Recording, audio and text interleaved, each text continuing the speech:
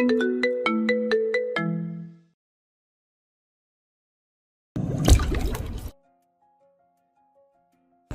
আকাশে সূর্য তখন সবে উকি দিচ্ছে। রৌদ্রবীর তার ভেজা চুল আর লালচে চোখ নিয়ে সারা রাত এক বিন্দু ঘুমায়নি।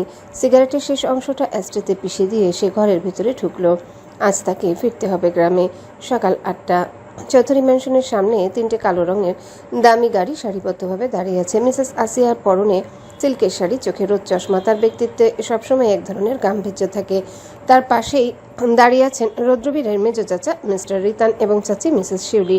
তারা সবাই তৈরি গ্রামে যাওয়ার জন্য। তাদের এই যাত্রার মূল উদ্দেশ্য বিরান আর নূরের বিয়ের আনুষ্ঠানিকতা সম্পন্ন করা। রৌদ্রবীর যখন গাড়ি থেকে নেমে ড্রাইভারের সিটে গিয়ে বসলো, তখন তার চেহারায় এক পাথুরে ভাব। হাসিব পেছনের সিটে বসলো। আসিয়া বেগম সামনের সিটে বসে একবার ছেলের দিকে তাকালেন। রৌদ্রবীরের ক্লান্ত চোখ আর চোয়ালের কঠোরতা দেখে তিনি কিছু বলতে চাইলেন, কিন্তু পরক্ষণে দীর্ঘশ্বাস ফেলে থেমে গেলেন। রৌদ্রবীর কোনো কথা না বলে গাড়ি স্টার্ট দিল।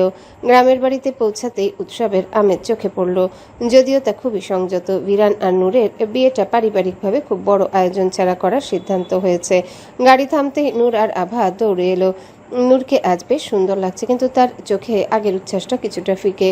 হয়তো বিরানের উদাসীনতা তাকে কুরে কুরে খাচ্ছে। ড্রয়িং রুমে মিস্টার এহসান এবং মিস্টার রায়হান সোফায় বসেছিলেন। শেহজাদ এক কোণে দাঁড়িয়ে আর চোখে রৌদ্রবীরের প্রবেশ দেখছিল। রৌদ্রবীর ঘরে ঢোকা মাত্রই পরিবেশটা হঠাৎ ঠান্ডা হয়ে গেল। মিস্টার রিতান গলা পরিষ্কার করে বললেন, যাই হোক, আমরা সবাই মিলে কথা বলছি। নূর আর বিরানের বিয়েটা আর ঝুলিয়ে রাখা ঠিক হবে না। আগামী পরশুদিন ছোটখাটো আয়োজনে আমরা কাজটা সেরে ফেলতে চাই। আপনি কি বলেন? মিসেস তানিয়া সহ সবাই সায় দিল। মিসেস নীলা তাদের আপ্যায়নে ব্যস্ত হয়ে পড়লেন। এহসান সাহেব সম্মতি জানিয়ে মাথা নাড়লেন। আমারও কোনো আপত্তি নেই। নূর আমাদের ছোট মেয়ে, ওর সুখী আমাদের দায়িত্ব। সবাই যখন বিয়ের তারিখের লেনদেন নিয়ে আলোচনায় মগ্ন, রৌদ্রবীর তখন সবার থেকে আলাদা হয়ে জানালার পাশে গিয়ে দাঁড়ালো। তার দৃষ্টি বাইরে বাগানের দিকে, যেখানে ইন্তেহা আর আধার একটা আম গাছের নিচে বসে কি যেন ফিসফিস করছে। ইন্তেহার হাতে ললিপপ। তখনই বিরান ঘরে ঢুকলো। নূরের সাথে তার চোখাচোখি হলেও সে দ্রুত নজর সরিয়ে নিল। বিরান রৌদ্রবীরের পাশে এসে দাঁড়ালো, নিচু স্বরে বলল, ফিরে আসলি তবে? রৌদ্রবীর শুধু একবার ঘাড় ফিরিয়ে তাকে দেখলো, কোনো উত্তর দিল না। বিরান একটু হাসলো, তবে সেই হাসিতে ছিল বিষাদ। পৌঁছে আমার বিয়ে রৌদ্রবীর, তুই ভুল মনে করেছিলে। রৌদ্রবীর পকেটে হাত দিয়ে সোজা হয়ে দাঁড়িয়ে বাহিরে ইন্তেহার দিকে দৃষ্টি নিবদ্ধ করে ঠান্ডা গলায় বলল, ইন্তিয়াকে নিয়ে আমি কোনো কম্প্রোমাইজ করি না। তোর ভাগ্য ভালো আমি ভুল ছিলাম। সঠিক হলে তুই আমার সাথে দাঁড়িয়ে থাকতে পারতিস না। বিরান হাসলো, এরপর যেতে যেতে বলল, ওই দিন ইন্তেহা আমাকে কিস করেনি। বলেই বড় বড় পা ফেলে চলে গেল। রৌদ্রবীর বিরক্তি নিয়ে তাকালো। বাগানের আম গাছের নিচে ইন্তেহা আধারকে বোঝাচ্ছিল কিভাবে নূরের বিয়েতে কি করবে। ইন্তেহা বলল তিমিরকে নাচ করাবে। আধার হাসতে হাসতে বলল, মামা তুই তো তিমিরকে জ্যান্ত কবর দিবি, ও তো লজ্জায় মারা যাবে। ইন্তেহা ললিপপটা মুখ থেকে বের করে ভ্রু কুচকালো। লজ্জা কিসের? বিরান ভাই বিয়ে করছে, আমরা কি একটু বিনোদনও পাবো না? তিমিরটা যে কই গেল? গ্রামের মেঠোপথের এক নির্জন প্রান্তে বড় বটগাছটার নিচে দাঁড়িয়ে আছে তিমির আর আভা। বিকেলের ম্লান আলোয় আভার মুখটা আজ বড় বিষণ্ণ দেখাচ্ছে। পায়ের ব্যথার সুযোগে তিমিরের সাথে কাটানো মুহূর্তগুলো যেন আভার মনের সুপ্ত অনুভূতিগুলোকে আজ ঠেলে বের করে এনেছে। আভা তিমিরের চোখের দিকে তাকিয়ে খুব আর্দ্র গলায় বলল, আর কতদিন এভাবে নিজেকে গুটিয়ে রাখবেন তিমির ভাই? আপনার এই পাথরের নীরবতার পেছনে যে একটা হাহাকার আছে, তা কি আমি বুঝি না? আমি আপনাকে ভালোবাসি তিমির ভাই, খুব ভালোবাসি। কেন আপনি আমাকে মেনে নিচ্ছেন না? চলুন না, সব দ্বিধা ফেলে আমরা আমাদের সুন্দর একটা ছোট্ট সংসার সাজাই, যেখানে কেবল আমরা থাকবো। আভার কণ্ঠে এক অদ্ভুত আরতি ছিল, যা তিমিরের বুকের ভেতরটা মুহূর্তের জন্য ওলটপালট করে দিল। তিমি দীর্ঘক্ষণ কোনো কথা বলল না। সে দৃষ্টি সরিয়ে দূরে দিগন্তের দিকে তাকিয়ে রইল, যেখানে সূর্যটা ধীরে ধীরে হারিয়ে যাচ্ছে। তিমির একটা দীর্ঘশ্বাস ফেলে খুব ম্লান হেসে বলল, আমি মধ্যবিত্ত ঘরের ছেলে আভা। আমার পৃথিবীর আকাশটা তোমার মতো এত বিশাল আর রঙিন নয়। আমার প্রতিটা স্বপ্ন দেখার আগে পকেটের হিসাব করতে হয়, পরিবারের দায়িত্ব বোঝা মাপতে হয়। আমি চাইলেও তোমাকে নিয়ে কোনো রঙিন স্বপ্ন দেখতে পারি না, কারণ আমি জানি সেই স্বপ্নগুলো বাস্তব করতে গেলে হয়তো তোমার ওই রাজপ্রাসাদের মতো জীবনের জৌলুস আমি দিতে পারবো না। তিমির একটু থামলো, তার গলায় আজ এক অদ্ভুত জড়তা। সে আবারও বলল, তুমি সাগরের রাজকন্যা, আর আমি এক নগণ্য মাছি। ভালো লাগা আর ভালোবাসা এক জিনিস নয় আভা। তোমার আবেগকে সম্মান করে, কিন্তু জীবনের রূঢ় বাস্তবতা অনেক কঠিন। আমার এই সাধারণ জীবনে তোমাকে জড়িয়ে তোমার উজ্জ্বল ভবিষ্যৎ আমি অনিশ্চয়তার মুখে ফেলতে পারবো না। আভা অশ্রুভেজা চোখে তিমিরের দিকে তাকিয়ে রইল। তিমিরের তৈরি করা দেয়ালটা যে আজ তাদের মাঝে কত বড় ব্যবধান তৈরি করে রেখেছে তা সে বুঝতে পারল। কিন্তু আভা হাল ছাড়ার মেয়ে নয়। সে তিমিরের দিকে এক পা এগিয়ে এসে খুব দৃঢ়তার সাথে বলল, সংসার জলুসে হয় না তিমির ভাই, বিশ্বাস আর ভালোবাসায় হয়। আপনি কি সত্যি মনে করেন আমি ওই প্রাসাদের চেয়ে আপনার ছোট্ট ঘরে বেশি সুখী হব না? তিমির কোনো উত্তর দিল না। সে শুধু একবার আভার দিকে বিষণ্ণ দৃষ্টিতে তাকালো, যেন তার মৌনতায় বলে দিচ্ছিল মধ্যবিত্তের না বলা কথাগুলো সবসময় যুক্তির কাছে হেরে যায়। আভা ম্লান হাসলো। তার চোখ দিয়ে পানি গড়িয়ে পড়ল কয়েক ফোঁটা। শেহজাদ তার জন্য বরাদ্দকৃত রুমে সোফায় বসে আছে। জানালা দিয়ে বাইরের অন্ধকার ঘনিয়ে আসা দেখছে সে। তার হাতে সেই দামি লাইটারটা, যা সে অনবরত জ্বালাচ্ছে আর নেভাচ্ছে। আগুনের শিখার প্রতিফলন তার চোখে এক শিকারী উল্লাস তৈরি করছে। ঠিক তখনই ঘরে ঢুকলো আরফিন। আরফিনের চোখে মুখে স্পষ্ট আতঙ্ক, কপালে বিন্দু বিন্দু ঘাম। সে কয়েক সেকেন্ড ইতস্তত করে শেহজাদের সামনে গিয়ে দাঁড়ালো। স্যার, একটা জরুরি খবর আছে, আরফিন নিচু সরে বলল। শেহজাদ লাইটারটা এক ঝটকায় বন্ধ করে তার দিকে তাকালো। বল। স্যার, আমাদের দলের আরো 3টা ছেলে কাল রাত থেকে নিখোঁজ। আগে যেই ছেলেটা আগুনে পুরো মারা গেছে তার তদন্তের দায়িত্ব ছিল, কিন্তু গত 12 ঘন্টা ধরে তাদের কোনো হদিশ পাওয়া যাচ্ছে না, ফোনও বন্ধ। শেহজাদের চোয়াল শক্ত হয়ে উঠল। সে শীতল গলায় আদেশ দিল, অবিলম্বে লোক লাগাও, প্রতিটি জায়গায় খোঁজ নে। ওরা কোথায় শেষ সিগন্যাল দিয়েছিল সেটা বের কর। আরফিন কিছুটা ঘাবড়ে গিয়ে ঢোক গিলল। সে শেহজাদের একদম কাছে এগিয়ে এসে গলা আরো খাদে নামিয়ে বলল, স্যার, একটা ব্যাপার কটকা লাগছে। কাল রাতে রুদ্রবীর মাহতাব চৌধুরী হঠাৎ করে শহরে গিয়েছিলেন। তার গাড়ি শহরের দিকে যেতে দেখা গেছে, আর ঠিক তারপর থেকে আমাদের এই ছেলেগুলো নিখোঁজ। স্যার, এর মানে কি দাঁড়ায়? রুদ্রবীর কি তবে জেনে গেছে সব? রৌদ্রবীর এর নামটা শোনা মাত্রই শেহজাদের ঠোঁটের কোণে এক পৈশাচিক হাসি ফুটে উঠল। সে সোফা থেকে উঠে ধীর পায়ে জানালার দিকে এগিয়ে গেল। বাইরের অন্ধকারের দিকে তাকিয়ে সে শান্ত গলায় বলল, এর মানে খুব পরিষ্কার আরফিন, রুদ্রবীর এখন আর ডিফেন্স খেলছে না, ও অ্যাটাকে নেমেছে। ও জানতে পেরে গেছে সব, নয়তো শুধু ওই ছেলেগুলোকেই মারতো না। শেহজাদ লাইটারটা পকেটে রেখে নিজের শার্টের হাতা ফোল্ড করতে করতে যোগ করল, রুদ্রবীর ভাবছে ও আপার হ্যান্ডে আছে। ও কিন্তু জানে না শেহজাদকে ভয় দেখানো মানে আগুনের কুণ্ডলীকে আরো বেশি অক্সিজেন দেওয়া। খোঁজ নে, লাশগুলো ও কোথায় ফেলেছে। আরফিনের মেরুদণ্ড দিয়ে এক শীতল স্রোত বয়ে গেল। বিকেলের নরম আলোয় চারপাশটা বেশ চমৎকার হয়ে উঠেছে। ঠিক হয়েছে ইন্তেহা, আধার, তিমির, আয়ান, হাসিব, বিরান, নূর আর আভা সবাই মিলে বাজারে যাবে কেনাকাটা করতে। বিয়ের কেনাকাটা বলে কথা, তাই সবার মধ্যে একটা চাপা উত্তেজনা কাজ করছে। সবাই যখন বের হওয়ার জন্য তৈরি হচ্ছে তখন মিসেস নীলা শেহজাদের দিকে তাকিয়ে বললেন, শেহজাদ বাবা, তুমিও কেন ওদের সাথে যাচ্ছ না? একা বাড়িতে বসে থেকে কি করবে? যাও, সবার সাথে ঘুরে এসো।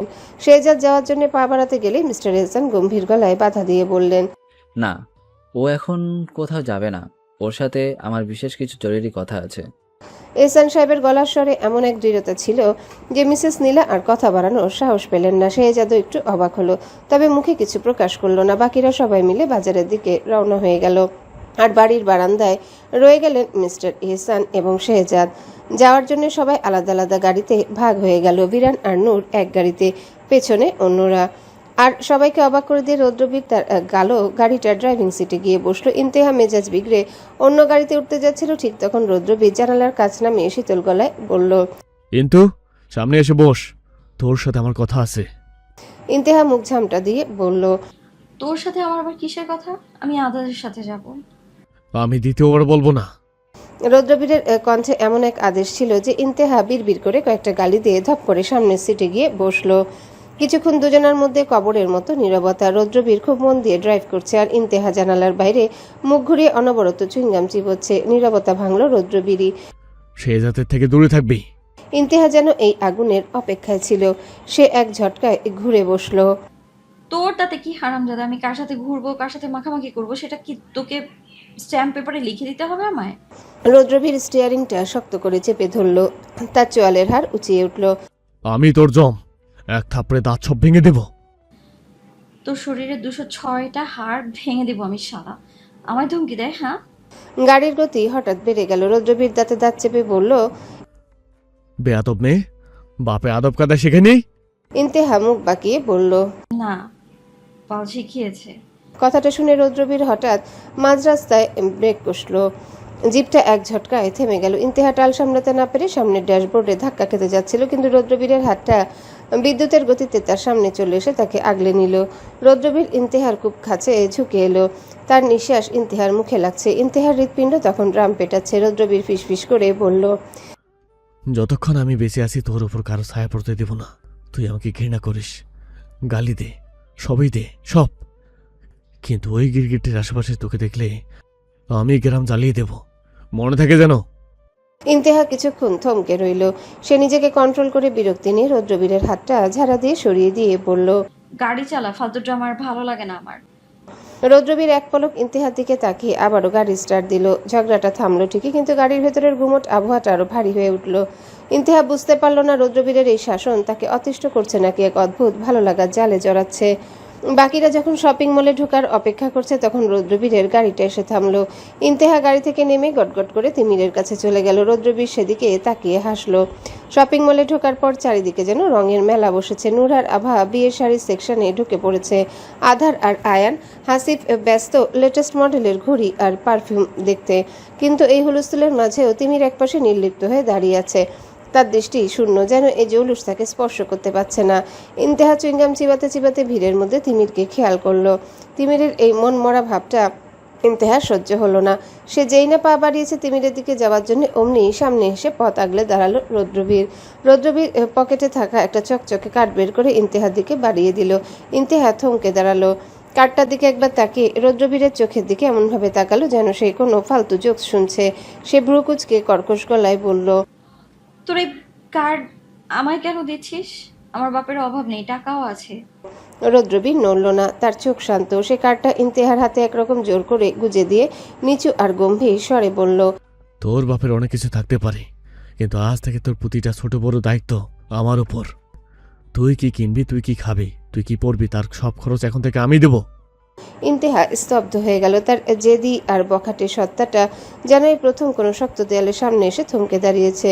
সে ভ্রু কুঁচকে তীক্ষ্ণ দৃষ্টিতে রৌদ্রবীরের দিকে তাকালো। তার মাথায় তখন অনেকগুলো প্রশ্ন ঘুরপাক খাচ্ছে। ইন্তেহা দাঁতে দাঁত চেপে বলল, দায়িত্ব নেয়ার তুই কে রে? তোর বউ নাকি আমি?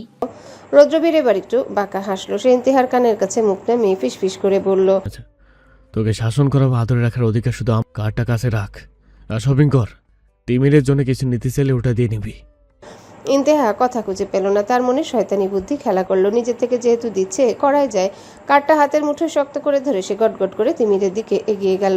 পেছনে দাঁড়িয়ে রৌদ্রবীর নিজের পকেটে হাত গুজে দিয়ে ইন্তেহার চলে যাওয়া দেখছে।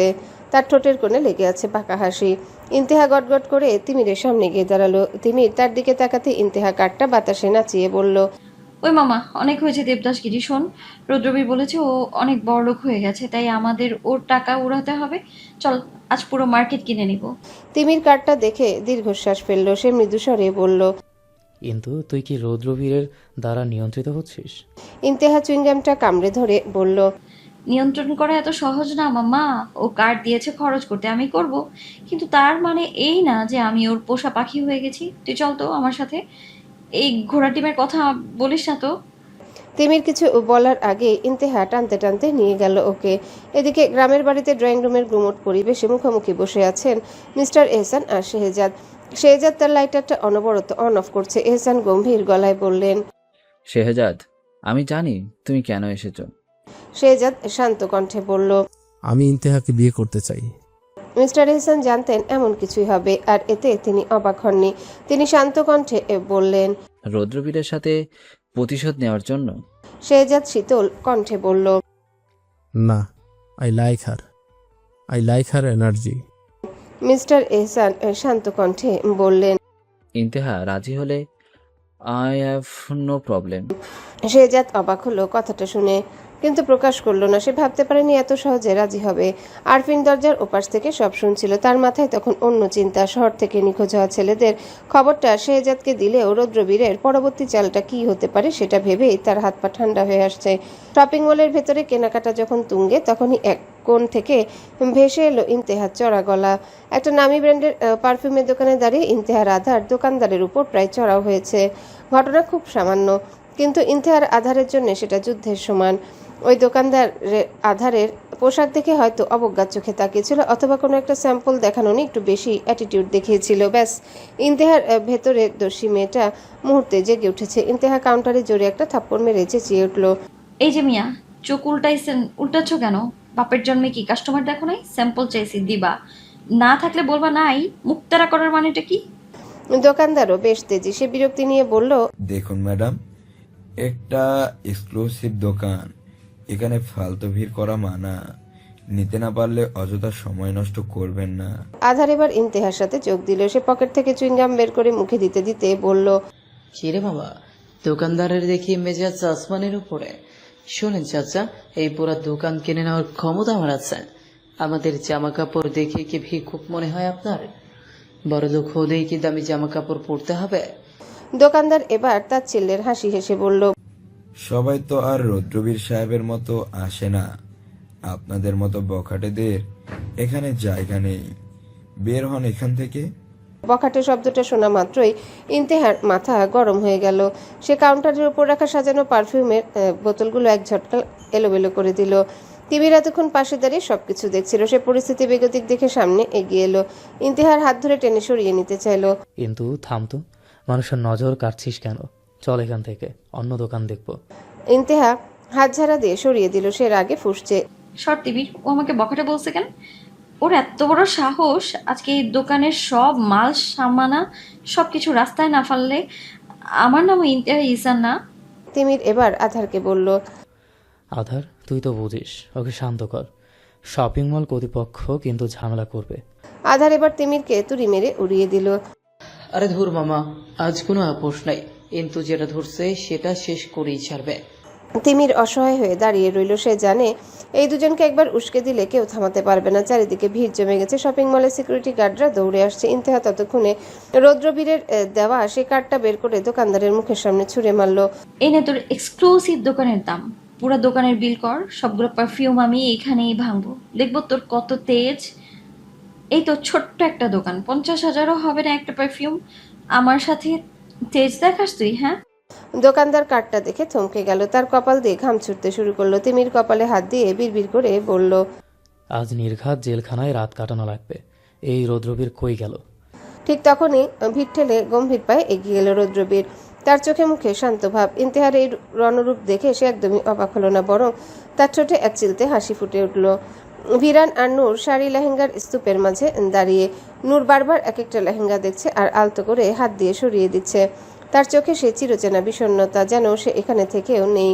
ভিরান নূরের এই উদাসীনতা লক্ষ্য করছিল। সে জানতো নূর মুখে কিছু না বললেও তার মনটা কোনো এক অব্যক্ত অভিমানে ভারী হয়ে আছে। ভিরান ধীর পায়ে এগিয়ে গেল একটা গাঢ় মেরুন রঙের মখমলি লেহেঙ্গার দিকে। লেহেঙ্গাটার উপর সোনালি সুতোর সূক্ষ্ম কারুকাজ আর পাথরের কাজগুলো মলের উজ্জ্বল আলোয় হীরের মতো জ্বলজ্বল করছিল। ভিরান লেহেঙ্গাটা নূরের সামনে ধরে খুব শান্ত আর গভীর গলায় বলল, এটা তোর জন্য নূর। আমার মনে হয় লাল রঙের চেয়েও এই মেরুন রংটা তোকে বেশি মানাবে। নূর চমকে ভিরানের দিকে তাকালো। ভিরান সাধারণত তাকে নিয়ে এত চিন্তা করে না। তার সব শাসনার মনোযোগ যেন সবসময় ইন্তেহার উপর থাকে। নূরের চোখের পাতা ভিজে এলো। সে অস্ফুট স্বরে বলল, আপনি পছন্দ করেছেন যখন, নিশ্চয় ভালো হবে। কিন্তু আপনি তো কখনো আমার পছন্দের কথা জানতে চাননি ভিরান ভাই। ভিরান লেহেঙ্গাটা নূরের হাতে দিয়ে ওর খুব কাছে এসে দাঁড়ালো। তার চোখে তখন কোনো কাঠিন্য নেই। সে নিচু স্বরে বলল, সবকিছু বলে বোঝাতে হয় না নূর, বিয়ের পর অনেক কিছু বদলে যাবে। এই লেহেঙ্গাটা পরে যখন তুই কাল আয়নার সামনে দাঁড়াবি, তখন বুঝতে পারবি আমি তোকে কতটা নিখুঁতভাবে চিনি। দোকানদার মাথা নিচু করে তোতলাতে লাগলো। নূর আর কিছু বলতে পারল না। লেহেঙ্গাটার কোমল ছোঁয়ায় যেন তার মনের সব অভিযোগ এক নিমিষেই ধুয়ে গেল। সে সলজ্জভাবে মাথা নিচু করে লেহেঙ্গাটা আঁকড়ে ধরল। ভিরানের এই ছোট্ট একটা পদক্ষেপ নূরের জন্য ছিল বিশাল এক পাওয়া। ভিরানও হাসলো নূরের হাসি মুখ দেখে। ততক্ষণে রৌদ্রবীর দোকানদারের সামনে এসে দাঁড়িয়েছে। তার পকেটে হাত রাখা। ঠোঁটে শান্ত হাসি। দোকানদার কাঁপতে কাঁপতে রৌদ্রবীরের দিকে তাকিয়েছে। রৌদ্রবীর ইন্তেহার দিকে না তাকিয়ে দোকানদারকে বলল, ও যখন বলেছে এই কার্ড দিয়ে ও পুরো একটা দোকান কিনতে চায়, তার মানে ও চায়। তুমি ওকে বাধা দাও কে? স্যার, আমি বুঝতে পারিনি ওনারা আপনার। রৌদ্রবীর তাকে থামিয়ে দিয়ে ইন্তেহার দিকে তাকিয়ে গম্ভীর কণ্ঠে বলল, কতগুলো পারফিউম ভাঙতে চাস? শুরু কর, বিল আমি পে করছি। ইন্তেহার আধার রৌদ্রবীরের এই অপ্রত্যাশিত সাপোর্ট দেখে একে অপরের দিকে তাকিয়ে অবাক হয়ে তাকালো। ভিরান নূরের সাদামাটা বিয়ের আনুষ্ঠানিকতা শেষ হয়েছে। এরপর 7 দিন চলে গেছে, সবাই বাসায় চলে এসেছে। আজ চৌধুরী ভিলার খান ভিলার মানুষগুলো ড্রয়িং রুমে মুখোমুখি। পরিবেশটা এতটাই থমথমে যে মনে হচ্ছে একটা সুই পড়লেও শব্দ হবে। সবার মাঝখানে সোফায় আয়েশ করে পা তুলে বসে আছে রৌদ্রবীর। তার আঙ্গুলের ডগায় একটা কলম ঘুরছে। চোখে মুখে কোনো অনুশোচনা নেই, বরং এক ধরনের বিদ্রুপাত্মক প্রশান্তি খেলা করছে। উল্টো দিকে সোফায় মিসেস আসিয়া পাথরের মতো বসে আছেন। তার পাশে মিসেস নীলা আর তানিয়া কিংকর্তব্য বিমূঢ়। মিসেস আসিয়া দীর্ঘ নীরবতা ভেঙে রৌদ্রবীরের দিকে তাকিয়ে খুব শান্ত কিন্তু তীক্ষ্ণ গলায় বললেন, যেই কাজটা তুমি করেছো রৌদ্রবীর, সেটার পরিণাম তুমি জানো। আমি শুধু একটা কথা জানতে চাই, তুমি কি ইন্তেহাকে ভালোবাসো? রৌদ্রবীর কলম ঘোরানো থামালো। এরপর একটা শীতল হাসি হেসে সোজাসাপটা উত্তর দিল, না, এরকম বেয়াদবার বকাটে মেয়েকে কি ভালোবাসবে? কার দায় ঠেকেছে আপদ কপালে জুটে নেওয়ার? রৌদ্রবীরের উত্তর শুনে ড্রয়িং রুমে যেন বোমা ফাটল। মিস্টার রায়হান এবার আর ধৈর্য ধরতে পারলেন না। তিনি সোফা ছেড়ে দাঁড়িয়ে চিৎকার করে বললেন, ভালোবাসা না যখন, তবে কেন এই জালিয়াতি? সুযোগ নিয়ে মিথ্যা বলে ম্যারেজ রেজিস্ট্রি পেপার সাইন নিয়েছো কেন? একটা মেয়ের জীবন নিয়ে খেলা করার অধিকার তোমাকে কে দিয়েছে? রৌদ্রবীর এবার পা নামিয়ে সোজা হয়ে বসলো। পকেট থেকে লাল রঙের ফোল্ডারটা বের করে টেবিলের উপর রাখলো। এরপর মিস্টার রায়হানের চোখের দিকে তাকিয়ে নির্বিকার ভঙ্গিতে বলল, ইচ্ছে হয়েছে তাই নিয়েছি। আমার জিনিসের উপর অন্য কেউ নজর দেবে, সেটা রুদ্রবীর মহাতাব চৌধুরী সহ্য করবে না। ভিরান এতক্ষণ চুপচাপ একপাশে দাঁড়িয়েছিল। রৌদ্রবীরের কথা শুনে তার ভ্রু কুঁচকে এলো। সে ধীর পায়ে এগিয়ে এসে বলল, ইচ্ছে হচ্ছে মানে কি রৌদ্রবীর? বিয়েটা কি তোর কাছে ছেলে খেলা? আয়ান আর হাসিব কপালে হাত দিয়ে বসে পড়ল। হাসিব বিড়বিড় করে বলল, ভাই তো দেখি জ্যান্ত আগ্নেয়গিরি নিয়ে ফুটবল খেলছে। ইন্তেহা আপা সিস, ভাইকে ও আস্তে চিবিয়ে খায়। হাসিফের কথা শেষ হতে না হতে ড্রয়িং রুমের আবহাওয়া 100 ডিগ্রি সেলসিয়াস ছাড়িয়ে গেল। ইন্তেহাকে এতক্ষণ আটকে রাখা হয়েছিল কারণ তার মাথা গরম এইসব জেনে, কিন্তু আর পারল না কেউ। মাত্র কয়েক সেকেন্ডের মাথায় কোত্থেকে একটা পুরনো নারকেলের ঝাড়ু জোগাড় করে রণচণ্ডী মূর্তিতে ফিরে এলো ইন্তেহা ঝাড়ুটা উঁচিয়ে চিৎকার করে উঠল, তোর এত বড় সাহস, তুই আমাকে বিয়ে করবি? হ্যাঁ, তাও আবার জালিয়াতি করে। আজকে তোর হাড় গোড় গুঁড়ো করে আমি বিরিয়ানি রাখবো, হারামজাদা। রৌদ্রবীর সোফায় আয়েশ করে বসেছিল, কিন্তু ইন্তেহার হাতে দশাশই ঝাড়ু আর ওর চোখের আগুন দেখে তার শিরদাঁড়া দিয়ে ঠান্ডা স্রোত বয়ে গেল। সে এক লাফে সোফার উপর দাঁড়িয়ে পড়ল। নূর আর আভা চিৎকার করে উঠল, ইন্তু আপু, শান্ত হও, মাথা গরম করো না। ওরা দুইজন দুই পাশ থেকে ইন্তেহাকে জাপড়ে ধরার চেষ্টা করলো। নূর ধরল ইন্তেহার ডান হাত আর আভা ইন্তেহার কোমরের দিকটা। শুরু হলো তুমুল ধস্তাধস্তি। ইন্তেহা এক ঝটকায় নিজেকে ছাড়িয়ে নিতে গিয়ে সামনে হ্যাঁচকা টান মারল। ঠিক তখনই ঘটল বিপত্তি। ইন্তেহার গায়ের ওভারসাইজড চেক শার্টটা, যেটা সে টি শার্টের উপর আলগা করে পড়েছিল, ধস্তাধস্তির চোটে বোতাম ছিঁড়ে খুলে বেরিয়ে এলো আভার হাতে। ইন্তেহা এখন শুধু ভেতরে ব্ল্যাক টি শার্ট পরা, কিন্তু ওর সেদিকে কোনো খেয়াল নেই। সে এখন উন্মাদ। ঠিক এই সময় ড্রয়িং রুমে হন্তদন্ত হয়ে ঢুকলো আধার আর তিমির। আধার দৃশ্যটা দেখেই চিৎকার দিল, ওরে বাবারে, মামা তো দেখি ডাইরেক্ট অ্যাকশনে চলে গেছে। তিমির ধর, না হলে আজ রৌদ্রবীর ভাইয়ের লাশ চৌধুরী ম্যানশন থেকে বের হবে। তিমির আর আধার মিলে ইন্তেহাকে থামানোর আপ্রাণ চেষ্টা করলো। তিমির ইন্তেহার ঝাড়ুটা কেড়ে নিতে চাইলো, কিন্তু ইন্তেহা এমন জোরে ঝাড়ু ঘোরালো যে তিমিরের নাকে উঠে এলো। ইন্তেহা সমানে হাত পা ছুটছে আর বলছে, ছাড় আমায়। আজ হয় এই জালিয়াত থাকবে, না হয় আমি থাকবো। তুই কার জিনিস উপর নজর দিস রে? আমি কি তোর পৈতৃক সম্পত্তি রে? হ্যাঁ, বল, উত্তর দে। রৌদ্রবীর ততক্ষণে সোফার উপর থেকে লাফ দিয়ে ডাইনিং টেবিলের ওপাশে চলে গেছে। ইন্তেহাকে তেড়ে আসতে দেখে সে কাচুমাচু মুখে বলল, কিন্তু দেখ, গায়ে হাত দিবে না, বলে দিচ্ছি। ঝাড়ুটা রাখ, কথা আছে। তোর সাথে আমার কোনো কথা নেই, শুধু যুদ্ধ হবে, যুদ্ধ। ইন্তেহা তিমির আর আধারের বাঁধন আলগা করে দিয়ে আবারও ঝাড়ু নিয়ে তেড়ে গেল। রৌদ্রবীর ড্রয়িং রুমের ফুলদানি আর সোফা ডিঙিয়ে দৌড়াচ্ছে, আর তার পেছনে ইন্তেহা তার টি শার্টের হাতা গুটিয়ে ঝাড়ু হাতে তাড়া করছে। আয়ান সোফায় বসে দৃশ্যটা দেখতে দেখতে পকেট থেকে ফোন বের করে ভিডিও করা শুরু করলো। সে বিড়বিড় করে বলল, লাইফে অনেক মুভি দেখেছি, কিন্তু ঝাড়ু হাতে বউয়ের তারাই থ্রিলার ডকু ড্রামা আগে দেখি নাই। রুদ্রবীর ভাই দৌড়ান, মান সম্মান সব গেল। পুরো চৌধুরী মেনশনে খুলুস্তুল কাণ্ড। বড়রা সবাই হাঁ করে তাকিয়ে আছেন, কারো মুখে কোনো কথা নেই। রুদ্রবীর মাহাতাব চৌধুরী, যাকে সবাই জম মনে করে, সে আজ একটা মেয়ের ঝাড়ুর ভয়ে ড্রয়িং রুমের এ মাথা ও মাথা অলিম্পিকে দৌড় দিচ্ছে। ঝাড়ুটা বনবন করে ঘুরিয়ে ইন্তেহা রুদ্রবীরের দিকে তেড়ে গেল। ইন্তেহা চিৎকার করে বলল, আজকে তোর হাব আমি ঝাড়ু দিয়ে পিঠে বালু বানিয়ে ছাড়বো একদম। তোকে কে পারমিশন দিয়েছে আমার সেঞ্চুরি করার? রুদ্রবীর ডাইনিং টেবিলের ওপাশে লাফিয়ে গিয়ে, কিন্তু তুই কিন্তু লিমিট ক্রস করছিস। দেখ, গায়ে হাত দিবে না বলে দিচ্ছি। ঝাড়ুটা নামা, ওটা দিয়ে ঘর পরিষ্কার করে, মানুষ পিটায় না। বিয়ে করে আমি তোকে উদ্ধার করেছি, বেয়াদব। ইন্তেহা রেগে বলল, উদ্ধার করছিস নাকি নিজের কবর খুঁড়েছিস সেটা একটু পরেই বুঝবি। তোর কলিজা ছিঁড়বো আমি। আয় সামনে আয় একবার। নূর আর আভা চিৎকার করে উঠল। আপু শান্ত হও। বিরান্ত এনজয় করছে। দৃশ্যটা দেখে আধার এক হাত কপালে ঠেকালো ও আধার বলল, ইন্তেহা তো দেখি ডাইরেক্ট অ্যাকশনে চলে গেছে। ওকে ধর তিমির। তিমির বিরক্তি নিয়ে বলল, আমি ওর সামনে গেলেই আমার নাম তিমির থেকে আধার হয়ে যাবে। মাসল দিয়ে ঝাড়ু ঠেকানো যায়, কিন্তু পাগলামও ঠেকানো যায় না। আমি নাই। রুদ্রবীর এখন ডাইনিং টেবিলের চারিপাশে চক্কর কাটছে আর ইন্তেহা ওর পেছনে পাগলা কুকুরের মতো লেগেছে। হাসিফ আয়না থেকে মোবাইলটা নিয়ে ভিডিও করতে করতে বলল, ভাই একটু হাসেন, ক্যামেরার দিকে তাকিয়ে বলেন I love my wife and her ঝাড়ু। এটা ভাইরাল করলে ভিউ হবে মিলিয়নস। রুদ্রবীর রাগে চোয়াল শক্ত করে বলল, হাফিজ, তোকে আমি দেখে নেব। আর ইন্তেহা, তুই কি চাস? তোর স্বামী বিয়ের প্রথম দিনেই হাসপাতালে ভর্তি হোক? ইন্তেহা রেগে বলল, স্বামী? কিসের স্বামী? আজকে তোকে মেরে আমি পরকালে পাঠিয়ে দেবো, ওইখানে তোর ফুলসজ্জা হবে। নূর শার্টটা হাতে নিয়ে অসহায়ভাবে বলল, আপু অন্তত শার্টটা তো পরে নাও, এভাবে মারলে লোকে কি বলবে? ইন্তেহা দৌড়াতে দৌড়াতে বলল, লোককে আমার বল বলবে। বড়রা সবাই নাক মুখ কুচকে তাকালো ইন্তেহার দিকে। রুদ্রবীর এবার একটা বড় ফুলদানি ঢাল হিসেবে সামনে ধরলো। সে গম্ভীর গলায় বলল, মা, তোমার এই জঙ্গলি পুত্রবধূকে থামাও, নাহলে চৌধুরী বংশের প্রদীপ হাজে নিভিয়ে দিবে। তখন আমি প্রদীপ আনবো কিভাবে? ঘর আমার অন্ধকার হয়ে যাবে। রুদ্রবীরের কথা শেষ হতে না হতে ড্রয়িং রুমে দেয়াল কাঁপে এক গম্ভীর আর তীক্ষ্ণ কণ্ঠস্বর ভেসে এলো, থামাও এই সার্কাস। মিসেস আসিয়ার বজ্রকণ্ঠের ধমক শুনে মুহূর্তে যেন পুরো ড্রয়িং রুম স্ট্যাচু হয়ে গেল। ইন্তেহা ঝাড়ুটা রুদ্রবীরের পিঠের উপর নামানোর জন্য ঠিক যে মুহূর্তে উঁচিয়েছিল সেই পোজেই সে জমে গেল। রুদ্রবীরও থেমে গেল। সে তার লুঙ্গি ধরে দৌড়াচ্ছিল, লুঙ্গিটা ছেড়ে দিল। মিসেস আসিয়া ধীর পায়ে উঠে দাঁড়ালেন। তার শান্ত কিন্তু প্রচণ্ড রাগান্বিত চোখের চাহনিতে ড্রয়িং রুমের তাপমাত্রা হিমাঙ্কের নিচে নেমে এলো। তিনি ইন্তেহার দিকে তাকিয়ে কঠোর গলায় বললেন, ঝাড়ুটা নিচে রাখো ইন্তেহা, এটা কোনো বস্তি নয় যে এভাবে ঝগড়া করবে।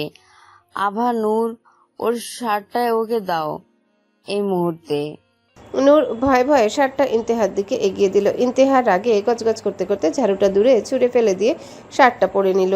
তার চুলগুলো উস্কো খুস্কো, কপালে ঘামসে রাগি চোখে আসিয়া বেগমের দিকে তাকিয়ে বলল, আন্টি, আপনি আমার ছেলেকে শাসন না করে আমাকে কেন ধমকাচ্ছেন? ও যে জালিয়াতি করে আমার লাইফ বরবাদ করে দিল, তার বিচার কে করবে? মিসেস আসিয়া ইন্তেহার কথার কোনো উত্তর দিল না। তিনি আবার ঘুরে দাঁড়ালেন রুদ্রবীরের দিকে। রুদ্রবীর নিজের গায়ের শার্টটা একটু ঝেড়ে সোজা হয়ে দাঁড়ালো। তার চেহারায় আবারও গাম্ভীর্য ফিরে এসেছে। আর তুমি রুদ্রবীর? মিসেস আসিয়া তার ছেলের চোখের দিকে তাকিয়ে বললেন, চৌধুরী বাড়ির ছেলে হয়ে তুমি একটা মেয়ের সাথে পাল্লা দিয়ে সারা বাড়ি দৌড়াচ্ছ, তোমার লজ্জা হওয়া উচিত। আর জালিয়াতির যে কথাটা উঠেছে সেটা কি সত্যি? রুদ্রবীর নির্বিকার ভঙ্গিতে বলল, পরিস্থিতি ডিমান্ড করেছিল মা। শেহজাদ যেভাবে ওর উপর লেগেছিল, ওকে আইনে তো আমার অধীনে আনা ছাড়া দ্বিতীয় কোনো পথ ছিল না। মিস্টার রায়হান এবার পাশ থেকে গর্জে উঠলেন। মিস্টার এহসান গম্ভীর কণ্ঠে বললেন, এটা তুমি ঠিক করনি আরবি। রুদ্রবীর বাঁকা হেসে বলল, বাহ, আপনি বলছেন এই কথা? মিস্টার এহসান বুঝতে পেরে চোখ পাকিয়ে তাকালেন ওর দিকে। মিসেস আসিয়া হাত উঁচিয়ে রায়হান সাহেবকে থামিয়ে দিলেন। তিনি খুব শান্ত গলায় বললেন, যাই হয়ে থাকুক, রেজিস্ট্রি যখন হয়ে গেছে তখন এটা এখন আইনের বিষয়। কিন্তু ইন্তেহা, তুমি এখন এ বাড়ির বড় ছেলের বউ। তোমার হাতের ঝাড়ু আর গলার আওয়াজ দুটোই যেন আমি আর কখনো না দেখি। আর রুদ্রবীর, তুমি এই নোংরা খেলায় যে শুরু করেছো তার শেষটা কিন্তু খুব একটা সুখের হবে না। মিসেস আসিয়া মিসেস নীলার দিকে তাকিয়ে বললেন, আজ আমাদের কথা বলার মতো অবস্থা নেই। ইমতিহাজ যেহেতু এখন আমাদের বাড়ির বউ, ওর জিনিসপত্র পাঠানোর ব্যবস্থা করো, কাল সকালে গাড়ি যাবে। ইন্তেহা চিৎকার করে বলতে চাইলো, যাব না আমি। কিন্তু মিসেস আসিয়ার এক পলকে চাহনিতে তার গলাটা যেন আটকে গেল। রৌদ্রবিরার চোখে ইন্তেহার দিকে তাকিয়ে একটু বাঁকা হাসলো। ইন্তেহা বিড়বিড় করে বলল, হাসিস না শয়তান, তোর বাড়িতে গিয়ে এমন অশান্তি করবো যে তুই নিজেই আমাকে তালাক দিবি। হাসিব তখন ভিডিওটা সেভ করতে করতে ফিসফিস করে আধারকে বলল, আধার, কাল থেকে চৌধুরী ম্যানশনে WW শুরু হতে যাচ্ছে, টিকিট কেটে রাখিস। বিরান এবার বলল, ইসলামিক ভাবেও তো বিয়েটা দিতে হবে। তিমির শান্ত কণ্ঠে বলল, এর জন্য তো ইন্দুকে রাজি হতে হবে। তিমির বেশি একটা কিছু বলে না, কারণ এটা পরিবারের বিষয়। মিস্টার এহসান ধীর পায়ে মেয়ের পাশে গিয়ে বসলেন। ইন্তেহার মাথায় হাত রেখে খুব নরম গলায় বললেন, ইন্তেহা, কাম ডাউন, যা হওয়ার হয়ে গেছে। রৌদ্রবীর যা করেছে তা হয়তো সঠিক সিদ্ধান্ত ছিল না, কিন্তু ওর উদ্দেশ্য তোকে রক্ষা করা ছিল। শেহজাদ মানুষটা সুবিধার না, তুই তো জানিস। এখন যদি তুই এই বিয়ে অস্বীকার করিস, সম্মান সব ধুলোয় মিশবে। আমার সম্মানের দিকে তাকিয়ে কি তুই একটু শান্ত হতে পারবি না? বাবার কথা শুনে ইন্তেহার ভেতরে দস্যিপনাটা একটু দমে গেল। সে মুখ ফুলিয়ে বসে রইল। নূর আর আভা দুপাশ থেকে ওকে জড়িয়ে ধরে বোঝাতে লাগলো। নূর বলল, আপু, রৌদ্রবীর ভাই তোকে আগলে রাখে, রাগ করিস না, দেখবি সব ঠিক হয়ে যাবে। আভাও যোগ করলো, হ্যাঁ, আর চৌধুরী মেনশনে গেলে তো আমরাও থাকবো, তোমার একা লাগবে না। রৌদ্রবীর এতক্ষণ একপাশে দেয়ালের সাথে হেলান দিয়ে দাঁড়িয়ে সব দেখছিল। এবার সে সোজা হয়ে দাঁড়ালো। ড্রয়িং রুমের মাঝখানে এসে অত্যন্ত গম্ভীর গলায় বলল, নাটক অনেক হয়েছে, এবার থাম। এই রৌদ্রবীর মাহাতো চৌধুরীর বউ হওয়ার জন্য মেয়েরা লাইন দেয়, মানুষের যান বেরিয়ে যায় এই পজিশনে যাওয়ার জন্য, আর তুই সেই সুযোগ পাচ্ছিস। সেটাকে ভাগ্য মনে না করে ঝাড়ু দিয়ে লাফাচ্ছিস। সুযোগ হাতছাড়া করিস না, আফসোস করবি পরে। রৌদ্রবীরের কথা শুনে ইন্তেহার মাথায় আবারও রক্ত চড়ে গেল। সে দাঁতে দাঁত চেপে তেড়ে গিয়ে কিছু একটা বলতে নিচ্ছিল, তোর এই চৌধুরী নাম আমি আজ জুতোর নিচে আমার। কিন্তু কথা শেষ করার আগে ইন্তেহার নজর পড়ল মিসেস আসিয়ার দিকে। তিনি সোফায় বসে স্থির দৃষ্টিতে ইন্তেহার দিকে তাকিয়ে আছেন। ওনার ফর্সা মুখটার আগে থমথমে হয়ে আছে, চোখের চাহনিতে এক ধরনের শাসন। আসিয়া বেগমের ওই রাগান্বিত মূর্তি দেখে ইন্তেহার গলার কথা যেন ভেতরেই সে দিয়ে গেল। সে বুঝতে পারল এই বাড়িতে এই মহিলার উপর কথা বলার সাহস আপাতত কারোরই নেই।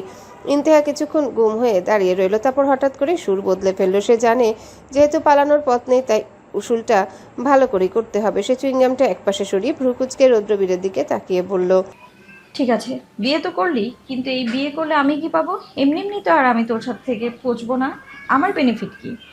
ইন্তেহার প্রশ্ন শুনে ড্রয়িং রুমের সবাই একে অপরের দিকে তাকাতে লাগলো। তিমির কপালে হাত দিল আর হাসি বিড়বিড় করে বলল, বিয়ে হচ্ছে নাকি বিজনেস?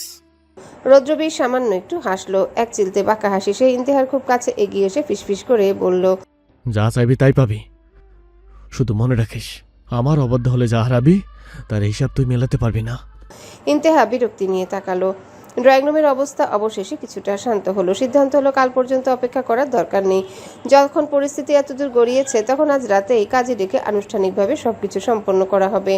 কিছুক্ষণ পর কাজী সাহেব এলেন। ইন্তেহা লাল একটা ওড়না মাথায় জড়িয়ে সোফায় বসে আছে, তবে তার চোখে মুখে মোটেও কোনো লাজুক ভাব নেই, বরং সে শিকারী বিড়ালির মতো ওত পেতে আছে। এভাবে রৌদ্রবীরকে একটু জব্দ করা যায়। কাজী সাহেব খাতা খুলে বসলেন। দেনমোহরের ঘরটা পূরণ করার আগে রৌদ্রবীরের দিকে তাকিয়ে জিজ্ঞাসা করলেন, বাবাজি, দিনমোহর কত ধার্য করা হয়েছে? রৌদ্রবীর উত্তর দেওয়ার আগেই ইন্তেহা তড়িৎ বেগে বলে উঠল, 20 লাখ, 1 পয়সাও কম হবে না। পুরো ড্রয়িং রুমে যেন বিদ্যুৎ খেলে গেল। মিস্টার এহসান চোখ বড় বড় করে মেয়ের দিকে তাকালেন। হাসি ফিসফিস করে আধারকে বলল, মামা, 20 লাখ? ইন্তেহা তো এক ঝটকায় রৌদ্রবীর ভাইকে ফকির বানানোর ধান্দায় আছে। রৌদ্রবীর কোনো কথা বলল না। সে অত্যন্ত শান্ত ভঙ্গিতে কাজী সাহেবের দিকে তাকিয়ে বলল, 1 কোটি টাকা খুব সামান্য ইন্তেহার জন্য। আপনি কাবিননামায় লিখুন, রৌদ্রবীর মাহাতব চৌধুরীর বর্তমানে ও ভবিষ্যতে অর্জিত সকল স্থাবর অবস্থাবর সম্পত্তি ইন্তেহা হোসেনের নামে করা হলো। কাজী সাহেবের কলম হাত থেকে পড়ে যাওয়ার দশা। ড্রয়িং রুমের বাকি সবাই স্তব্ধ। ইন্তেহা তো পুরোটা আশকিকে হাঁ হয়ে রৌদ্রবীরের দিকে তাকিয়ে রইল। তার মাথায় খেলছিল 20 লাখ টাকার ধাক্কা দিয়ে রৌদ্রবীরকে একটু ঘাবড়ে দেওয়া, কিন্তু সে তো পুরো সাম্রাজ্যই লিখে দিল। ইন্তেহা আমতা আমতা করে বলে উঠল, নিজের প্রতি এত বিশ্বাস তোর? তুই কি জানিস আমি কালকে সব বিক্রি করে তোকে রাস্তায় বসিয়ে দিতে পারি?